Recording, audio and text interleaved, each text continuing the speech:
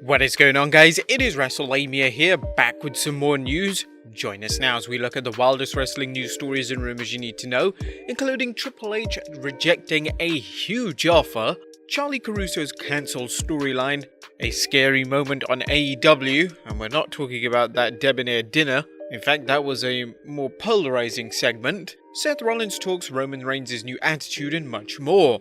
Be sure to subscribe and hit that notification bell for daily wrestling videos and follow us on Facebook for exclusive lists. Now let's hit the intro and get straight into the first story.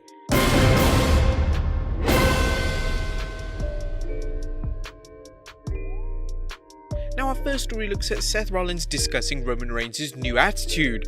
Now, Seth Rollins worked alongside Roman Reigns for many years during their time in the Shield, so it's safe to say he knows what makes the man tick. Rollins recently appeared on The Bump and discussed the Tribal Chief's new attitude and persona. He mentioned, well look, for anyone who's known Roman Reigns for as long as I have, you're going to know that this isn't new. You know, Roman had to struggle for a long time to kind of closet this side of him. He's an alpha and he sees himself in this light and in this way. I think he's kind of just got a different lease on the situation, and you're seeing the true Roman Reigns now. Now, while these comments seem to be a work shoot, it's a good way to forward the storyline of Roman's transformation from a babyface into a heel. Rollins went on to say, obviously, physically, he took his time off seriously and he's in the best shape that he's ever been in, and his in-ring performances have followed suit. So I say kudos to Roman Reigns for finally, taking the bull by the horns instead of riding the bull. So to me, I'm all about it. I'm happy to see his success anywhere he goes and whatever he does. Now, one of the biggest questions fans have is what will happen when the former teammates meet up now that Rollins is on SmackDown with Reigns. Will the two heels cooperate or clash? What do you guys think? Let us know in the comments down below. Next up, Triple H rejects a big offer. Now, is running Raw a thankless job? That may be the case based on some rumors coming out about two big names who were offered the chance to run the Red brand.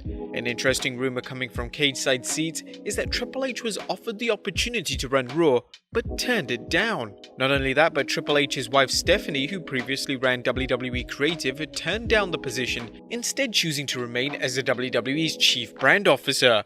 And considering how Vince McMahon is said to micromanage every aspect of Raw and SmackDown, why would anyone want to write a show only to have Vinnie Mac rewrite it?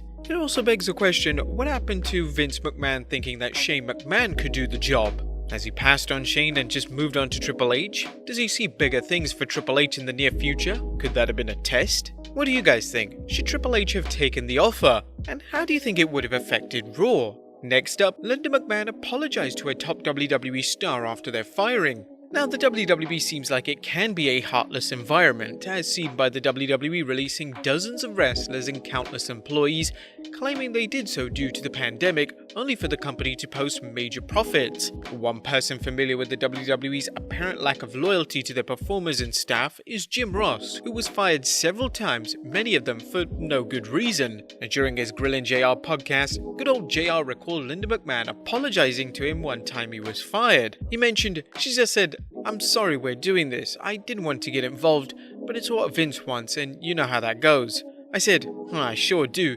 Don't worry about it. You're just doing your job." Ross also discussed this in his second memoir, Under the Black Hat, a highly recommended read.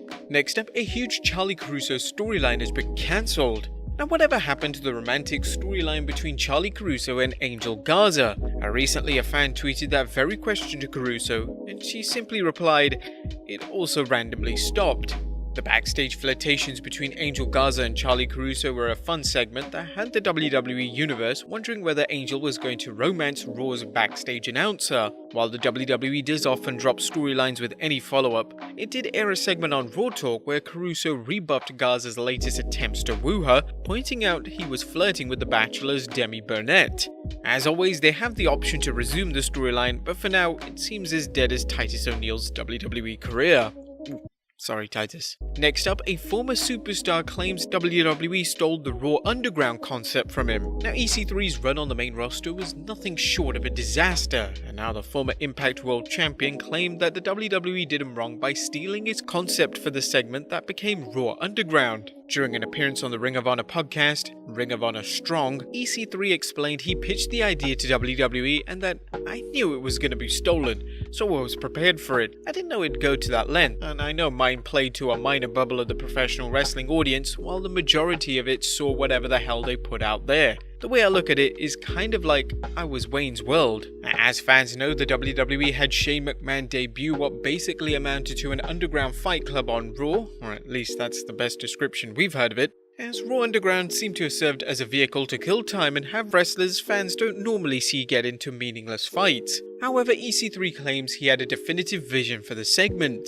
I was producing this show in Aurora, my basement, with my buddy Garth. We called him JC in this instance, and then Rob Lowe came in, brought us, and when I saw Shane McMahon in the ring, not in a real underground, mine was a real underground. This manufactured, heartless, desolate studio. I'm looking at Shane and it felt like when Noah was rapping on Wayne's World after they bought him out. Now, EC3 isn't the first person to claim that the WWE ripped off their idea for what became Raw Underground. Regardless of who came up with the concept, it appears that WWE has cancelled it, leaving fans wondering why it aired in the first place. Next up, fans are truly divided on the MJF Jericho musical moment. Fans who tuned into Dynamite's sit-down steak dinner segment between MJF and the Inner Circle's leader Chris Jericho probably thought they would see something a bit unusual, but nothing could have prepared them for what happened. The two heels breaking into a musical number as they sang the 1927 song Me and My Shadow.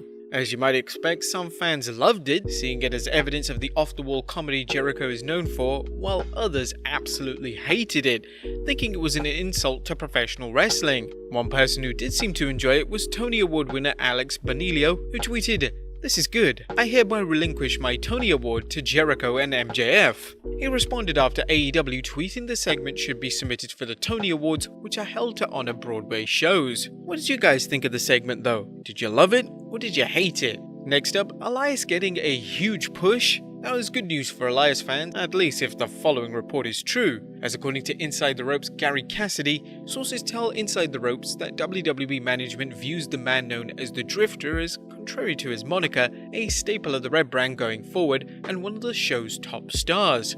Furthermore, we're told that Elias being drafted to the Red brand was a no-brainer, both for the performer's benefit and the benefit of the show. According to Cassidy, Elias is on the cusp of the main event, and we're told WWE management has immense confidence in Elias as a performer to be able to fill any time allocation and deliver an entertaining performance.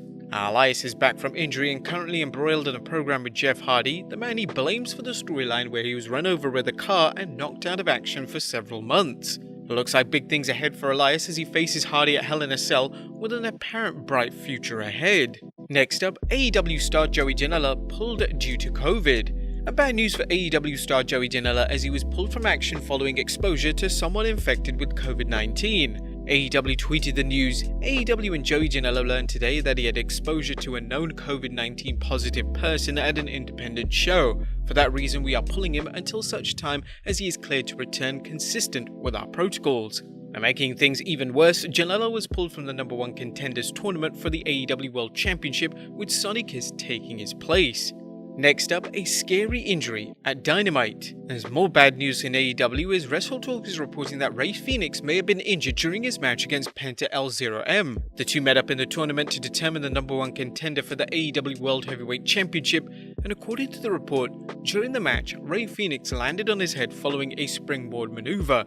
He was able to finish the match and pick up the win, but his condition is currently unclear.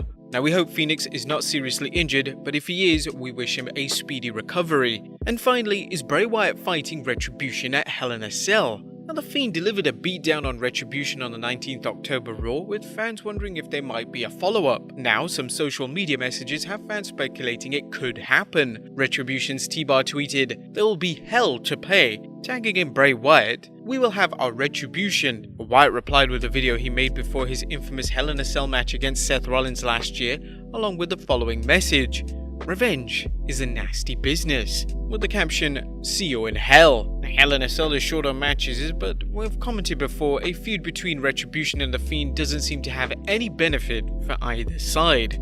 But there you have it, guys, the wildest wrestling news stories and rumors you need to know. Be sure to leave your comments down below, subscribe if you haven't already, follow us on Instagram and Facebook for exclusive lists, and I'll see you next time with some more wrestling content.